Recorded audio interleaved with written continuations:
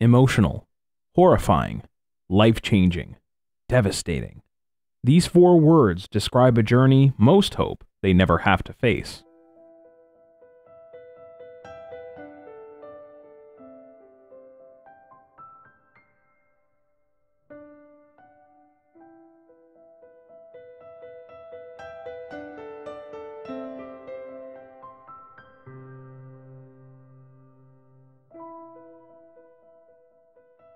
For one girl, this fear became a reality.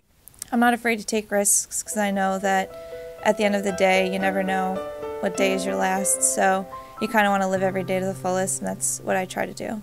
I'm the youngest of 2, so I'm always the baby of the family. Allie was the happy baby. Yeah. Allie smiled at everybody. Never walked past a mirror that she didn't look in. Yeah, and she likes drama. Ta-da! She was my drama queen.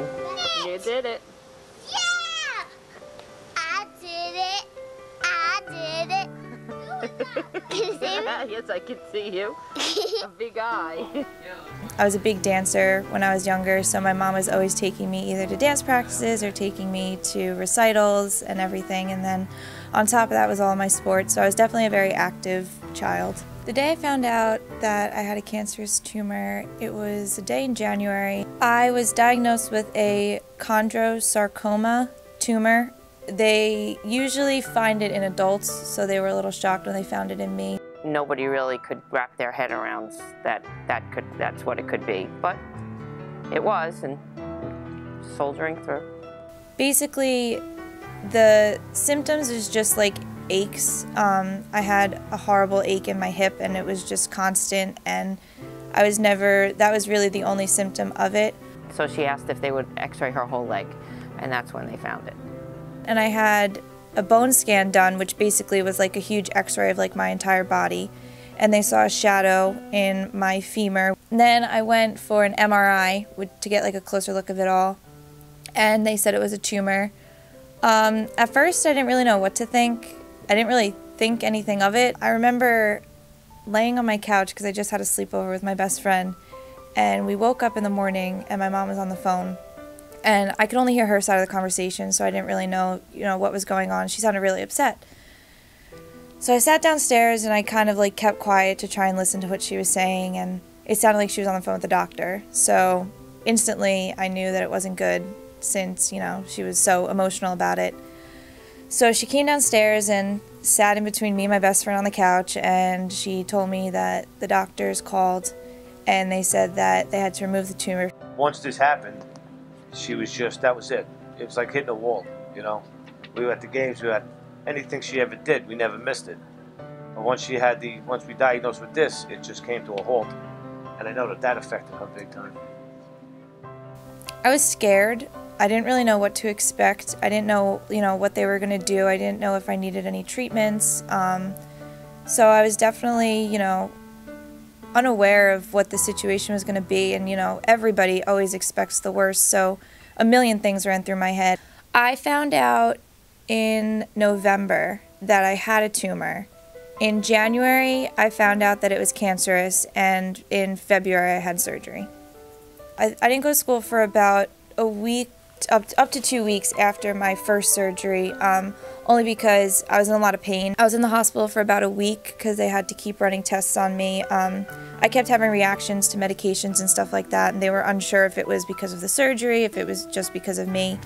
So that was a little, that was a hard time for me, just because I was at the point where I just didn't want to be there anymore. I wanted to be home, with all my friends. And then after that, I had physical therapy for about 6 to 9 months. For months, she just had to hobble around, and it was the wheelchair, and then it was the crutches, and then it was learning how to walk and all that stuff. So that was the hardest part for, trying to get her to get back into walking, and walking far distances. We had to go to, visit colleges. That's the year that you go visit colleges, and we didn't even start going until August because she couldn't walk far. So you go on a college tour and you're up and about for, half the day, and we couldn't do it. My parents, I don't think I could ever thank my parents enough for what they did for me. I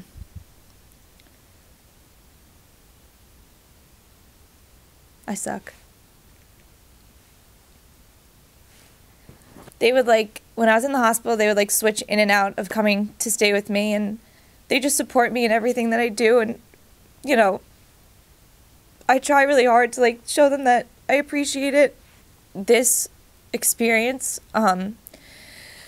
it definitely brought me and my parents together a lot. They're like my best friends. I tell them everything, and I really think if I didn't go through this experience, I wouldn't have such a close relationship with them, but I think because I did, it kind of, you know, brought us together. I would definitely say, like, they're, like, my biggest support system in my life, and that, like, I wouldn't be able to, like, do anything that I'm doing today without them.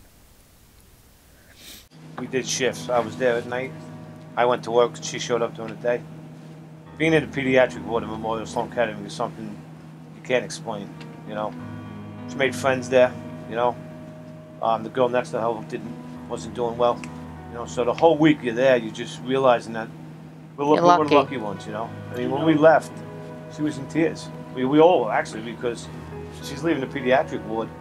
She's got a full head of hair, you know. She's in a wheelchair, but all these kids are just not going to go home, you know. And that was the hardest part. A couple of people came to visit. Some of my friends on the basketball team came. I have like 3 really, really close friends, and they were there for me. They came to visit me like every other day.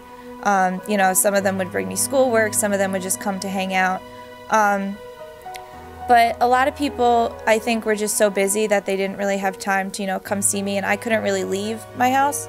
So I think that was kind of difficult. I spent a lot more time with my family than I did with my friends, for sure. I definitely was nervous about missing school. I was homeschooled for about 2 months. I think it wasn't so much graduating high school. I think my biggest concern was getting into college, only because it was my second half of junior year, which is when you really buckle down, like for the SATs and stuff like that. And I was nervous that I wasn't gonna be able to, you know, do as well as everybody else, because they were all going through SAT prep classes and stuff like that, and I didn't really have that. I did have a teacher that came to my house voluntarily.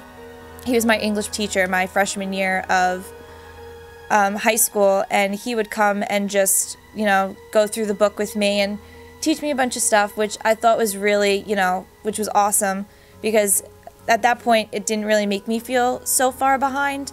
But there were definitely times where I was nervous that, you know, I was going to take the SATs and I wasn't going to do as well, and, you know, I didn't have the practice that everybody else did. So I don't think it was so much of graduation from high school that I was worried about. I think it was more being admitted into a college that I was worried about.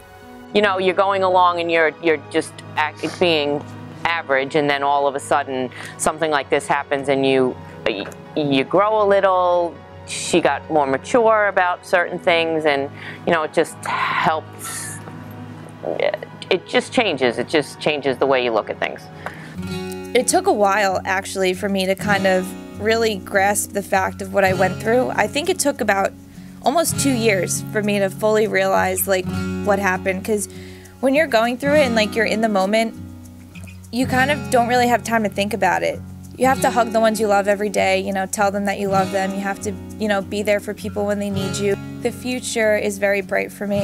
I'm in a really great place right now. I'm in a really great relationship. I have such a supportive family. And, you know, when I graduate, I'm not sure what I want to do yet. I'm thinking of going to grad school. I'm thinking of trying to find a job. You know, that's kind of still up in the air. But I definitely think that no matter what I choose to do, I'm definitely going to, you know, do it with full force and not really back down from anything. So I'm really excited to see what the future holds.